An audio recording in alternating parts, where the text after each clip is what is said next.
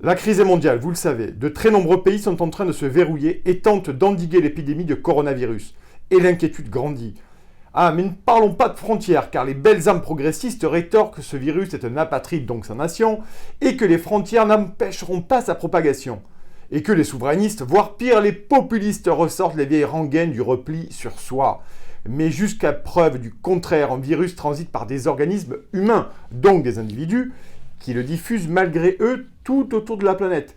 Et force est de constater que les pays se ferment les uns après les autres. L'Italie en tête se barricade entre provinces, voire même entre communes. Les USA viennent d'interdire l'entrée sur le sol des ressortissants de nombreux pays, dont les Français.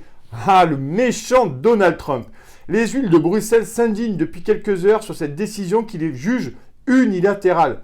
Mais que pèse l'Union européenne cette crise sanitaire grave?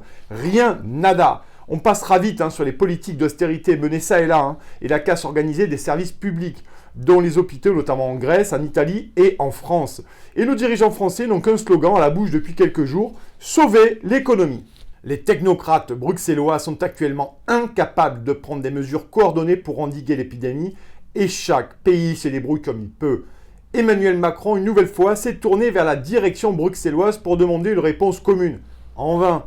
La réalité, c'est que cette Union européenne qu'on nous a tant vantée depuis 20 ans est incapable de réagir politiquement à cette crise mondiale, tout autant que d'imposer sa puissance à la Turquie. Mais c'est un autre sujet.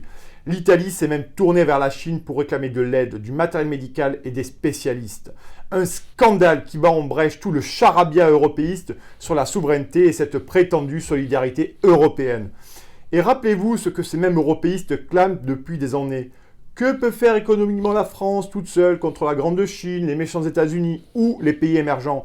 L'Union européenne est la solution à nos problèmes économiques, géostratégiques, financiers, voire humanitaires. Faux, faux et encore faux. Ce qui se joue aujourd'hui, c'est ce néolibéralisme totalement dingue et cette mondialisation suicidaire prônée par la Commission bruxelloise qui nous mène droit dans le mur. Et cette crise, nos chères élites européennes, celles-ci, elles ne l'ont pas vu venir. Cette crise du coronavirus doit nous faire comprendre collectivement que l'Union européenne est totalement dépassée et tente dans sa précipitation de sauver l'économie, le marché et éviter le krach financier qui est déjà aux portes des banques européennes. Tout cela est donc vain. La crise est là et les pays européens sont chacun livrés à eux-mêmes pour tenter de juguler cette situation sanitaire dont nous ne savons presque rien de sa dangerosité. Le coronavirus n'est ni plus ni moins que le crash de ce monde globalisé, prôné par le néolibéralisme, marché mondial ouvert aux quatre vents et qui nous expose à des périls dont nous ne connaissons pas encore l'ampleur et la violence.